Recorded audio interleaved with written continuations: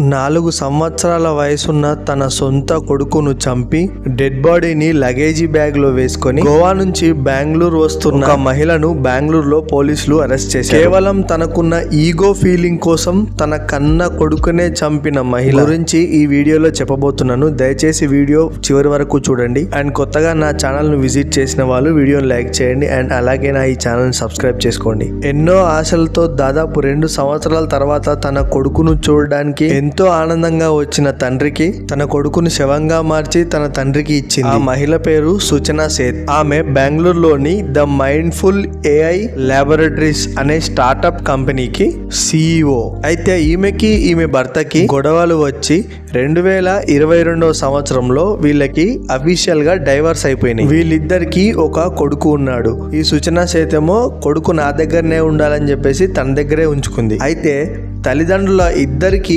పిల్లలపైన సమాన హక్కులు ఉంటాయి కాబట్టి ఈ కొడుకు గురించి తన తండ్రి కోర్టులో GWOP అనే పిటిషన్ వేసిండు. ఈ GWOP అంటే guardianship and wards original petition అనే ఒక పిటిషన్ వేసిండు. అంటే ఏంటంటే తన కొడుకును తల్లి తన దగ్గరనే ఉండాలని చెప్పేసి అన్నది.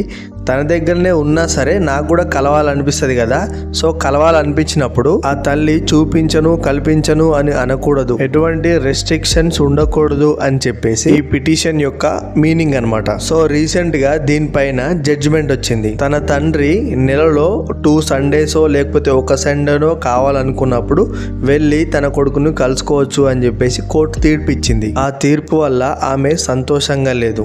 మళ్ళీ తన కొడుకును తన భర్తకు చూపేయడానికి అంటే కలిపేయడానికి రెడీగా లేదనమాట. ఆమె ఆ జడ్జిమెంట్ ను డైజెస్ట్ చేసుకోలేకపోయింది. సో అందుకోసమే ఈ నెల 6వ తారీఖు బెంగళూరు నుంచి తన కొడుకుని తీసుకొని గోవాకు పోయి అక్కడ ఒక హోటల్లో రూమ్ బుక్ చేసుకొని అక్కడ చెక్ ఇన్ అయ్యారు అనమాట. లోపలికి పోయిన తర్వాత ఆమెకి ఏమనిపించింది ఏమో గానీ లోపల బాబును చంపేసిన తర్వాత రూమ్ లో పడ్డ బ్లడ్ మార్క్స్ ని తుడిచేసింది. కంగారులో అక్కడక్కడ అలాగే వదిలేసి తన కొడుకు డెడ్ బాడీని పెద్ద లగేజ్ బ్యాగ్ లో ప్యాక్ చేసింది. ఆ తర్వాత హోటల్ మేనేజ్మెంట్ కు ఫోన్ చేసి నాకు ఇప్పుడు ఇక్కడ గోవా నుంచి బెంగళూరుకి వెళ్ళడానికి క్యాబ్ కావాలి, అర్జెంట్ గా బుక్ చేయండి అని చెప్పేసి వాళ్ళకి ఇన్ఫర్మేషన్ ఇచ్చింది. అప్పుడు వాళ్ళు ఏమన్నారంటే క్యాబ్ లో వెళ్ళడం కన్నా ఫ్లైట్ లో వెళ్ళడం మీకు ఈజీగా ఉంటుంది మేడం అని చెప్పేసి చెప్పారు. అప్పుడు ఆమె వాళ్ళతోటి నేను అట్లా వెళ్ళడం నాకు అవసరం లేదు, నాకు క్యాబ్ కావాలి, అర్జెంట్ గా బుక్ చేయండి అని చెప్పేసి చెప్పింది. క్యాబ్ రాగానే ఆమె యొక్క లగేజ్ బ్యాగ్ తోటి బయటకు వచ్చింది. అయితే హోటల్లో ఉన్న స్టాఫ్ అలా బాబు లేకుండా ఆమె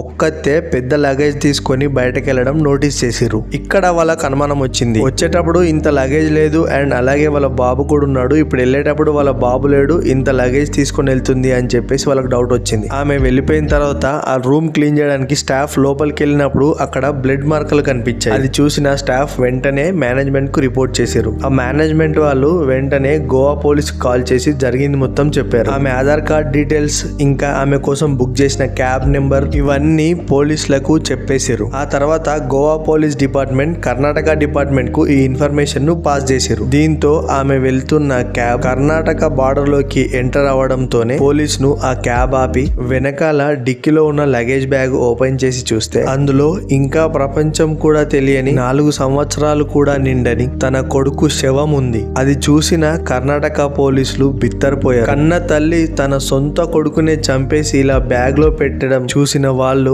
చాలా ఎమోషనల్ అయ్యారంట. అయితే మరోవైపు తన కొడుకును కలుసుకోవడానికి కోర్టు పర్మిషన్ ఇవ్వడంతో ఫారెన్ లో ఉంటున్న ఆ బాబు వాళ్ళ నాన్న అదే టైం కి సడన్ గా ఇండియాకి వచ్చాడు. ఎయిర్పోర్ట్ లో ఫ్లైట్ దిగడంతోనే తనకు ఈ న్యూస్ తెలిసింది. 2 సంవత్సరాల తర్వాత తన కొడుకును చూసుకుంటా అని ఎంతో సంతోషంగా వచ్చిన తండ్రికి తన కొడుకు శవాన్ని చేతికిచ్చారు. అది చూసి తను తట్టుకోలేకపోయాడు. ఒక స్టార్టప్ కంపెనీకి CEO గా పనిచేస్తున్న సూచన సేత్ ఆ CEO హోదాలో ఉండి కూడా కేవలం తన భర్తకి తన కొడుకు మొహం చూపించకూడదని ఈగోతో అభం శుభం తెలియని ఆ చిన్నారిని చంపేసింది. ఇది అందరూ సిగ్గుపడాల్సిన విషయం. నాకైతే ఈ వీడియో రికార్డ్ చేసేటప్పుడు లిటరల్లీ కళ్ళకెళ్ళి నీళ్లు వచ్చినాయి. కానీ ఇంకా ఇలాంటి మనుషులు ఉన్నారని మీ అందరికీ తెలియాలి, అందుకే ఈ వీడియో చేశాను. దీనిపై మీ అభిప్రాయాన్ని కామెంట్ రూపంలో తెలియజేయండి అండ్ అలాగే నా ఛానల్ సబ్స్క్రైబ్ చేసుకొని బెల్ ఐకాన్ ఆన్ లో పెట్టుకోండి.